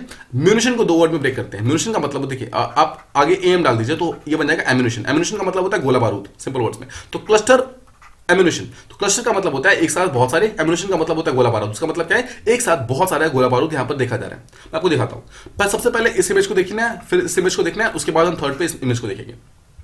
First of all let's talk about the first image. देखिए फर्स्ट इमेज को देखिए, यहाँ पर देख रहे हैं आप एक टाइप का यहाँ पर एक शेप है। ठीक है, एक टाइप का मतलब मिसाइल टाइप आप समझ सकते हैं, मिसाइल का आगे वाला पार्ट है ना। देखिए ये वाला है ना, इस तरीके का शेप है जो मिसाइल आप टाइप समझ सकते हैं। इस मिसाइल के अंदर बहुत सारे हैंड ग्रेनेड्स हैं। आप हैंड ग्रेनेड जानते हैं, जिसको ब्लास्ट किया था, जो आप मूवीज वगैरह में देखते होंगे ना। देखिए अब हैंड ग्रेनेड्स हो सकता है, छोटे छोटे मिसाइल्स भी हो सकते हैं, छोटे छोटे लॉन्चर्स वगैरह भी हो सकते हैं। पॉइंट इज कोई भी ऐसा चीज जो कि आगे जाके ब्लास्ट हो सकता है, वो सब चीजें इसके अंदर भर जाती है, मतलब भर दी जाती है। मोर देन 100, मतलब एक सिंगल मिसाइल के अंदर मोर देन 100 यहाँ पर छोटे छोटे जो बारूद वगैरह है उसको भर दिया जाता है। व्हाट इट हैपेंस इज, इसको फिर यहाँ पे लॉन्च किया जाता है। जब इसको लॉन्च करते हैं तो हवा में जाकर ये चीज खुल जाती है। ठीक है, ये जो चीजें हैं खुल जाती है और खुलने के कारण ये जितने भी बॉम्ब्स वगैरह हैं वो सब सेपरेट हो जाते हैं। देखिए अब देखिए थर्ड पे देखिए, जब ये खुल जाता है तो उसके बाद ये सेपरेट हो जाते हैं और ये अलग अलग पार्ट्स के ऊपर जाकर गिरते हैं। मतलब समझ रहे हैं, ये सब के सब लाइव बॉम्ब्स होते हैं। They are all live bombs. ठीक है, लाइव बॉम्ब्स होने के कारण ये जहां पर भी गिरते हैं वहां पे फटते हैं, और जहां पे फटते हैं वहां पर इनडिस्क्रिमिनेटली मारते हैं। वहां पे वो देखते नहीं कि वो मिलिट्री का पर्सन मर रहा है फिर नॉन मिलिट्री का पर्सन मर रहा है, दे जस्ट किल। ठीक है, this is the main thing जो कि क्लस्टर बॉम्बिंग क्या होती है। आई होप आप समझिए क्लस्टर बॉम्बिंग क्या होती है। ठीक है, now this is very important. देखिए समझिए, 2008 के अंदर एक कन्वेंशन हुआ था, उसके अंदर ये बोला गया था जो क्लस्टर एम्यूनिशंस वगैरह हैं वो क्या होते हैं, उसका डेफिनेशन वगैरह दिया गया था। नाउ जस्ट रिमेंबर, जो क्लस्टर एम्यूनिशंस होते हैं, जैसा मैंने आपको बताया, ये नॉन प्रिसीजन होते हैं। मतलब ये एक पर्टिकुलर जगह पे टारगेट नहीं करते हैं, ये एक पूरे के पूरे एरिया के अंदर मतलब टारगेट करते हैं। मतलब उस मतलब एक पर्टिकुलर एरिया के ऊपर जाकर अपने आप को खोल देते हैं। उसके बाद अलावा क्या होता है, इस पूरे रीजन के अंदर बॉम्ब फैल जाते हैं और जहां जहां पे गिरते हैं वहां पे जाके ब्लास्ट होते हैं। उसके कारण बहुत सारा लार्ज एरिया जो है वो डायरेक्टली इसके अंदर आता है। बहुत सारे व्हीकल्स, बहुत सारे जो इंफ्रा होते हैं, जैसे रनवेज हो गए, रेलवेज हो गए, पावर ट्रांसमिशन लाइंस, ये सब के सब कहीं ना कहीं डैमेज हो जाते हैं, सबके सब कहीं ना कहीं खराब हो जाते हैं। तो ये था हमारा फर्स्ट यानी क्लस्टर बॉम्बिंग। आई होप आप इसको समझ गए। नाउ क्लस्टर बॉम्बिंग से रिलेटेड यहाँ पे कुछ और चीजें उसको समझते हैं। देखिए क्लस्टर बॉम्बिंग को या तो आप एयरक्राफ्ट के थ्रू आप ड्रॉप कर सकते हैं, सिंपल वर्ड्स में। मतलब एयरक्राफ्ट के थ्रू आप एक मिसाइल लॉन्च करेंगे, उस पर्टिकुलर मिसाइल के अंदर बहुत सारी बॉम्ब्स होंगी, वो बॉम्ब जहां जहां जाएगा वहां वहां ब्लास्ट होगा। या फिर आप सिंपली उसको एक मिसाइल की तरह एक अलग से भी इसको लॉन्च कर सकते हैं, मतलब किसी भी तरीके से उसको लॉन्च किया जा सकता है। मतलब पॉइंट इज कि जैसे जैसे आगे ट्रैवल करता रहता है वैसे वैसे बॉम्ब को स्कैटर करता रहता है, मतलब अलग अलग जगहों पर ये स्कैटर करता रहता है। यानी कि इसका मतलब है एक सिंगल मिसाइल से आप यहां पर थाउजेंड्स ऑफ लोगों को यहां पर डायरेक्टली टारगेट कर सकते हो। नो, इसका जो सबसे खराब बात है जो क्लस्टर बॉम्बिंग का, सबसे खराब चीज वो ये होती है कि बहुत सारे इसमें से बॉम्ब ऐसे होते हैं ना जो आगे जाकर मतलब एक्सप्लोड नहीं होते। एक्सप्लोड ना होने के कारण क्या होते हैं, वो लाइव नहीं बचते हैं। मतलब लाइव ना होने के कारण वो अनलाइव हो जाते हैं, मतलब कि वो उस टाइम ब्लास्ट नहीं होते हैं और वो कहीं ना कहीं छुप जाते हैं। ना छुपने के कारण क्या होता है, मतलब after many years from the war, देखिए कभी ना कभी यूक्रेन का वॉर तो खत्म हो जाएगा। यूक्रेन का वॉर खत्म होने के कारण लेकिन जितने भी एम्यूनिशन वगैरह है वो कहीं ना कहीं, देखिए स्पेशली ऐसे एम्यूनिशन जो कि हिडन एम्यूनिशन है, जो कहीं ना कहीं छुप गए होंगे, मतलब किसी घर के अंदर, किसी घास के अंदर, कहीं पर किसी टंकी के अंदर, किसी सीवर के अंदर कहीं ना कहीं छुप जाते हैं लोग। ठीक है, मतलब छुपने के कारण क्या होता है, they just go and see to a particular place, वहां जाकर मतलब रह जाते हैं। द पॉइंट इज किसी ना किसी पर्टिकुलर दिन जब उनको एक पर्टिकुलर टाइप का हीट मिलता है, उसके कारण क्या होता है, वो पर्टिकुलर बॉम्ब्स फिर से लाइव हो जाते हैं। मतलब सोचिए, वॉर खत्म होने के 10 साल के बाद भी वो पर्टिकुलर बॉम्ब फट सकते हैं और जो भी आसपास का सिविलियन पॉपुलेशन होगा उन सबको टारगेट कर सकते हैं, उन सबको ब्लास्ट कर सकते हैं। आई होप आप समझ रहे हैं। That is why this thing is not important at all, और ये चीज बिल्कुल भी अच्छी नहीं है। इसीलिए जो क्लस्टर एम्यूनिशन का जो 2008 के अंदर जो ट्रीटी हुआ था उसके अंदर अलग से क्लस्टर रेमिनेंट्स के बारे में बात की गई है। मतलब ऐसे बॉम्ब्स जो कि ब्लास्ट नहीं हुए, फेल हो गए हैं, उन सब चीजों को हटाना बहुत इंपॉर्टेंट है। अगर उन सब चीजों को हटाएंगे नहीं तो कल को जाकर कोई ना कोई सिविलियन उसके कारण कैजुअलिटी आ जाएगा, उसके कारण उसकी डेथ हो जाएगी। ये चीज आप समझिए क्लस्टर एम्यूनिशन के बारे में। ये था हमारा फर्स्ट चीज। नाउ सिमिलरली से रिलेटेड यहाँ पर दूसरी चीज है, that is called as vacuum bombs. Now vacuum bombs क्या होते हैं समझते हैं। देखिए वैक्यूम बॉम्ब्स को यहाँ पर थर्मोबैरिक वेपन्स भी कहते हैं। थर्मोबैरिक क्यों कहते हैं उसको भी समझेंगे। सिमिलरली इसको एरोसोल बॉम्ब्स भी कहते हैं, फिर इसको फ्यूल एयर एक्सप्लोजिव भी कहते हैं। तो देखिए इन सबको ये सब डिफरेंट नाम क्यों दिए जाते हैं उसको मैं समझाता हूं आपको। देखिए ये जो वेपन्स होता है ना, ये ऑक्सीजन को यूज करते हैं आसपास के एयर से और एक टाइप का बहुत ही हाई टेंपरेचर ब्लास्ट करते हैं ना। देखिए vacuum bombs they are very very dangerous. ये इतने डेंजरस हैं कि एक ह्यूमन को खड़ी खड़ी वेपराइज कर सकता है, मतलब इसको गैसेस में उड़ा सकता है। मतलब किसी पर्टिकुलर पर्सन के बॉडी के पार्ट्स भी नहीं मिलेंगे, मतलब उसकी बिल्कुल वेपर बन जाएगा। दिस काइंड ऑफ पोटेंशियल जो है वो वैक्यूम बॉम्ब्स के अंदर प्रेजेंट है। सिमिलरली देखिए किस तरीके से काम करता है। इसमें क्या होता है, एक पर्टिकुलर रॉकेट होता है। ना इस रॉकेट के दो डिफरेंट स्टेजेस होते हैं। एक रॉकेट का आगे वाला पार्ट होता है यानी कि जो स्टेज 1 होता है और एक स्टेज 2 होता है। ना व्हाट हैपेंस इज कि पहले स्टेज 1 गिरता है, ठीक है। देखिए मैं आपको मैप के थ्रू शो करता हूं कि एग्जैक्टली काम कैसे करता है। Just see this particular image यहां पर, ठीक है। नो व्हाट हैपेंस इज कि मान लीजिए कि एक पर्टिकुलर रॉकेट है, ठीक है। इस रॉकेट के दो पार्ट्स है, this is stage 1 and this is stage 2। So what happens is पहले जो स्टेज 1 वाला पार्ट है, दिस इज स्टेज 1 वाला पार्ट, ठीक है, वो आके यहां पर गिरता है। तो जब स्टेज 1 यहां पर गिरता है ना, तो जहां पे ब्लास्ट होता है वो क्या करता है, आसपास में एक क्लाउड ऑफ एक्सप्लोजिव मटेरियल यहां पर डिक्लेयर कर देता है, मतलब आसपास में फैला देता है। होता क्या है, देखिए जो ये आप मटेरियल देख रहे हैं इसके अंदर सिर्फ यहाँ पर बॉम्ब नहीं होता है, सिर्फ यहाँ पर बारूद नहीं होता है। इस बारूद के अलावा इसके अंदर बहुत सारा फ्यूल होता है, फ्यूल होता है। इसके अलावा इसके अंदर बहुत सारा ऐसा बारूद मतलब प्रेजेंट होता है जो कि अभी लाइव नहीं होता है, मतलब ब्लास्ट नहीं होता है, बट वो फैल जाता है, मतलब पूरी के पूरे हवा के अंदर फैल जाता है, ठीक है। अब देखिए क्या हुआ, जो फर्स्ट ब्लास्ट था वो बहुत ही छोटा सा था, मतलब बहुत ही छोटा सा था, उसके कारण कोई भी ज्यादा डैमेज वगैरह नहीं होता है। डैमेज नहीं होने के कारण क्या होता है, लोगों को लगता है कि शायद कोई ब्लास्ट नहीं हुआ है, मतलब बहुत ही छोटी चीज हुई है, बट एक्चुअली क्या करता है, ये आसपास के पूरे एयर के अंदर एक फ्यूल को फैला देता है, ठीक है, फ्यूल को फैला देता है। व्हाट हैपेंस इज जो इसका स्टेज 2 है वो उसके अराउंड 2 से 3 मिनट के बाद वो आगे गिरता है, ठीक है। अब जब 2 से 3 मिनट के बाद आकर जब वो गिरता है ना, तो यहां पर हीट, जब वो ब्लास्ट होता है तो वहां पर हीट प्रोड्यूस होता है, और जब ये हीट प्रोड्यूस होता है तो आसपास के जितने भी एयर के अंदर जो फ्यूल यहां पर फैला होता है ना, उस सारे के सारे फ्यूल के अंदर आग लग जाती है, ठीक है। उस फ्यूल के अंदर आग लगने के कारण क्या होता है, इस पूरे के पूरे एरिया के अंदर इतना ज्यादा डैमेज कॉज होता है कि आसपास की कोई भी बिल्डिंग्स, कोई भी रेसिडेंशियल जो कोई कंपार्टमेंट्स वगैरह है, कोई भी ब्रिजेस वगैरह, कोई भी रेलवेज, कोई भी एयरवेज, कुछ भी, यहां तक कि ह्यूमंस भी उसको पूरी तरीके से वेपराइज कर सकते हैं, मतलब खत्म कर सकता है। वहां पर नामो निशान भी नहीं रहेगा कि यहां पर कोई पर्टिकुलर पर्सन प्रेजेंट भी था। आई होप आप इसी को समझ गए। दो पार्ट्स में होता है, पहले फर्स्ट पार्ट गिरता है तो वहां पर ज्यादा कोई डैमेज नहीं होता है, बट वो आसपास का जो हवा है उसके अंदर काफी सारा फ्यूल वगैरह फेंक देता है। फ्यूल फेंकने के कारण क्या होता है, फिर बाद में सेकंड जो स्टेज होता है वो आके नीचे गिरता है, और जो सेकंड स्टेज गिरता है उसके अंदर एक्चुअल बॉम्ब होता है, और एक्चुअल बॉम्ब जो होता है वो क्या करता है, उस पर्टिकुलर फ्यूल के अंदर आग लगती है और वो फ्यूल आगे जाकर ब्लास्ट हो जाता है। उसके कारण जो प्रॉब्लम है वो काफी ज्यादा इंक्रीज हो जाती है। तो आप समझ गए, दो सेपरेट स्टेजेस के अंदर होता है। बेसिकली रॉकेट के फॉर्म में आप इसको लॉन्च कर सकते हैं, या फिर आप इसको एयरक्राफ्ट से लॉन्च कर सकते हैं, मतलब किसी भी तरीके से आप इसको लॉन्च कर सकते हैं, जहां पर भी आपका टारगेट है वहां पर आप इसको लॉन्च कर सकते हैं। द पॉइंट इज कि व्हाट इट मतलब इट एक्चुअली डज इज कि वो वहां पर जाकर डैमेज कॉज करता है। देखिए किस तरीके से करता है, जो फर्स्ट एक्सप्लोजन होता है वो जाकर वहां पर फ्यूल को ओपन कर देता है, फ्यूल टैंक जो होता है उसको ओपन कर देता है, और आसपास के एरियाज के अंदर पूरी के मतलब एक फ्यूल का क्लाउड फॉर्म कर देता है। सिमिलरली आसपास के यहाँ पर जो मेटल पार्टिकल्स वगैरह होता है उसको मतलब स्पेंड कर देता है, स्प्रेड कर देता है। व्हाट हैपेंस इज उसके बाद सेकंड एक्सप्लोजन होता है, और जो सेकंड एक्सप्लोजन होता है उसके कारण आसपास के जो एरोसोल क्लाउड जो फॉर्म होता है उस पर्टिकुलर क्लाउड के अंदर आग लग जाती है, और इस आग लगने के कारण आसपास की कोई बिल्डिंग्स, कोई ह्यूमंस, इक्विपमेंट्स, कोई भी चीज अगर होती है तो वो सब के सब यहाँ पर पूरी तरीके से फिनिश हो जाती है, पूरी तरीके से खत्म हो जाती है। ये था हमारा ये सब चीजें। Now the most important thing is कि क्या ये पर्टिकुलर वेपन जो है वो लीगल है या फिर इलीगल है। इसकी देखिए ये चीज आपको समझना बहुत इंपॉर्टेंट है। इसमें देखिए हम दो चीजों के बारे में बात करने वाले हैं। First will talk about the cluster munitions, and उसके बाद हम बात करेंगे जो हमारा जो वैक्यूम बम्स है उसके बारे में। सबसे पहले हम बात करते हैं क्लस्टर म्यूनिशंस। देखिए क्लस्टर म्यूनिशन को अगर आप सिंपल समझेंगे तो देयर वाज अ 2008 के अंदर एक पर्टिकुलर ट्रीटी साइन हुई थी, और जितने भी कंट्रीज जिन्होंने इस पर्टिकुलर ट्रीटी को साइन किया था, क्लस्टर म्यूनिशन की ट्रीटी को साइन किया था, उन सब ने ये बोला था कि हम आपस में मिलकर ये पर्टिकुलर क्लस्टर जो म्यूनिशन है इसको मतलब यूज नहीं करेंगे, इसको पूरी तरीके से प्रोहिबिट कर दिया गया था। But the bad thing is कि अराउंड सिर्फ 110 कंट्री ने ही इस पर्टिकुलर चीज को साइन किया था, और हम जानते हैं कि राइट नाउ यूनाइटेड नेशन के अंदर मोर देन 193 मेंबर्स प्रेजेंट है, तो उसके अंदर से सिर्फ 110 कंट्री ने साइन किया है। That is not a good thing. मैं आपको यहाँ पर इसके बारे में एक इंटरेस्टिंग चीज बताता हूँ। देखिए कुछ यहाँ पर मैं आपको इंपॉर्टेंट स्टेट्स के बारे में बताता हूँ जिसने इस चीज को साइन नहीं किया है। देखिए इंडिया साइन नहीं किया, चाइना साइन नहीं किया है, यूएसए साइन नहीं किया है, रशिया ने साइन नहीं किया, यूक्रेन ने साइन नहीं किया है।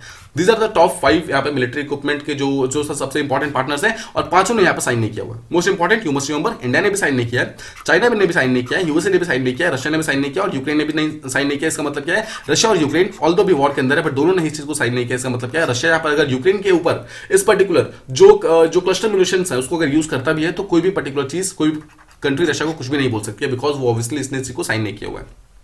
ये आप समझ गए लीगैलिटी ऑफ क्लस्टर म्यूनिशंस के बारे में। Now let's talk about the vacuum bombs. क्या वैक्यूम बम्स लीगल होने चाहिए? नो, लीगल नहीं होने चाहिए, बट द पॉइंट इज कि राइट नाउ अभी तक हमारे पास कोई भी ऐसा लॉ नहीं है, हमारे इंटरनेशनल लॉ एक भी प्रेजेंट नहीं है जो कि इस चीज को प्रोहिबिट करे या फिर जो इस चीज को रोकता हो।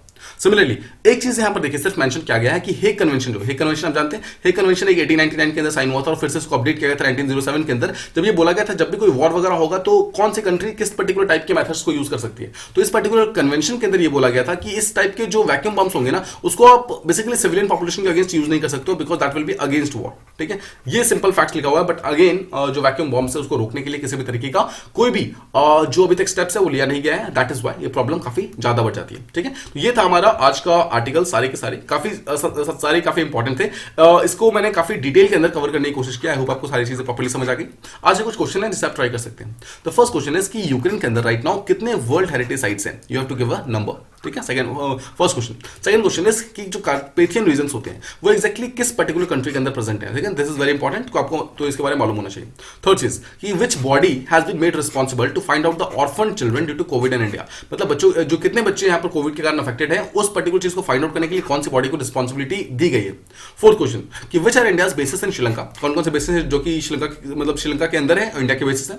नेक्स्ट इज कि has India signed the convention on cluster munitions, yes या नो, सिंपल वर्ड में, ठीक है, आपको सिंपल आंसर देना है। And the final question is कि what is the legal status for using vacuum bombs, कि क्या है इसका लीगल स्टेटस, क्या है, मतलब एक्सेप्टेड है, नॉट एक्सेप्टेड है, एक्जेक्टली क्या है, ठीक है, तो आपको इसके बारे में बात करनी है। ये था हमारा आज के क्वेश्चन, जो कल के क्वेश्चन थे उसे हम देख लेते हैं, उसे हम रिवाइज कर लेते हैं। द फर्स्ट क्वेश्चन वाज कि कितने नंबर ऑफ कंट्रीज हैं जो कि ईयू के अंदर प्रेजेंट है, टोटल राइट नाउ 28 कंट्रीज हैं, और 29 पहले हुआ करती थी, इसमें से यूके ने छोड़ दिया, माइनस कर दिया, तो इसलिए 28 बची हैं। अगर यहाँ पर यूक्रेन साइन करता है तो फिर से जाकर 29 हो जाएगी, but right now it is 28 only.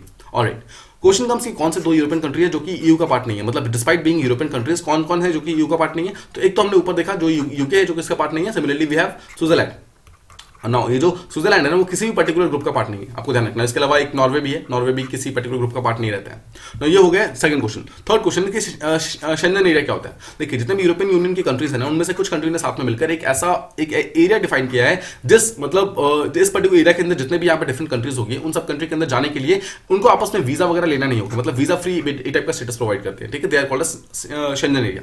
Next is कि कौन से साउथ एशियन नेशंस ऐसे हैं जो कि इंडिया से जिन्होंने बैटर किया इन एसडीजी इंडेक्स। देखिए हमें समझना है जो हमारा ये इंडिया है ना, इंडिया के यहाँ पर पाकिस्तान प्रेजेंट है, ठीक है, वी हैव यहाँ पे नेपाल, यहाँ पे भूटान, ठीक है, उसके बाद वी हैव यहाँ पर बांग्लादेश, वी हैव म्यांमार और वी हैव श्रीलंका।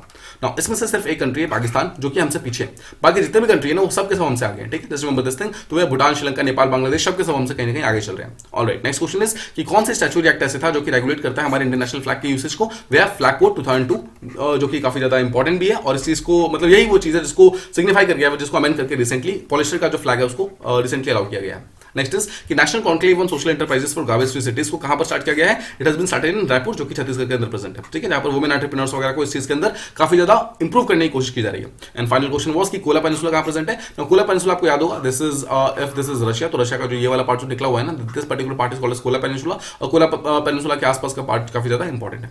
तो ये था हमारा आज का डिस्कशन। आई होप आपको ये डिस्कशन अच्छे से समझ आ गया होगा। आई होप आपको सारे डाउट्स वगैरह क्लियर हो गए होंगे। इसके बावजूद अगर आपको कोई भी डाउट्स वगैरह प्रेजेंट है तो please do mention them in comment boxes, हम उसको जल्दी से सॉल्व करने की पूरी कोशिश करेंगे। तो ये था हमारा आज का डिस्कशन। आई होप आपको ये चीजें पसंद आई होंगी। If you like the video please do like, share and subscribe, and thank you so much for listening.